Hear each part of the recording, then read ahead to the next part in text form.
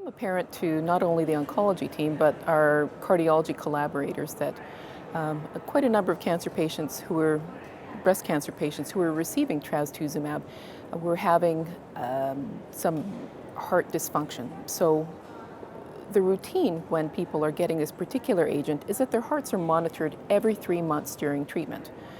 And what we were discovering is that there was some heart weakness that was happening, that people were having fatigue, shortness of breath, so forth, that we just couldn't attribute to chemotherapy, but was also potentially heart weakness that could have long-term ramifications.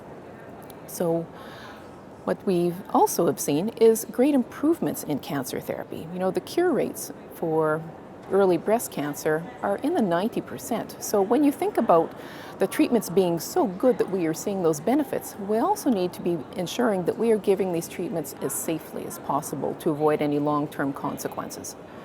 So we developed this particular project and as kind of a follow-up to some earlier work that you saw on our slides to see if we could potentially use standard treatments that are approved and first-line therapy worldwide to see if those could be used in a preventive fashion for breast cancer patients embarking on this particular chemotherapy regimen that includes trastuzumab.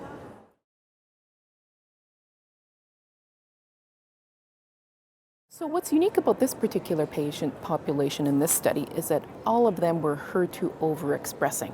So that diagnosis is done on pathology to make sure that trastuzumab is going to be an effective treatment as part of their cancer treatment plan. So 100% of patients had this particular marker on their breast cancer cells. 100% of them were scheduled to undergo trastuzumab therapy, and all of them were early stage breast cancer. So that means the cancer had not spread to other parts of their body.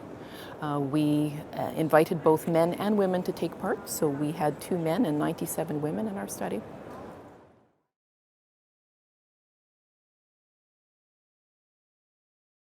What we showed when people had completed their trastuzumab therapy, that these preventive medications worked, that the people who had received the placebo treatment, the fake pills, had a decrease in their heart function of 5% from what it had been at the outset.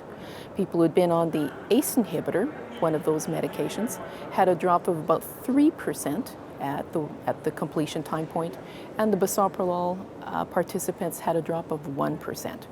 So both of those medications were found to assist in preservation of that heart pumping function, especially the bisoprolol.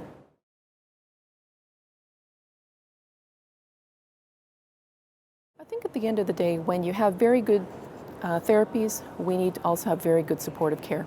And we see, helping people to get through their treatment safely, on time, maintaining quality of life. And, we also wonder if at the end of the day, having these treatments can also have some longer term benefits in terms of both cardiovascular and cancer outcomes.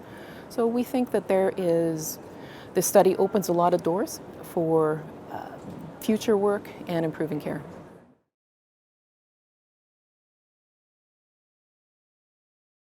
We have other projects that we have, begun in the meantime with some of the learnings that we've taken from MANTICORE.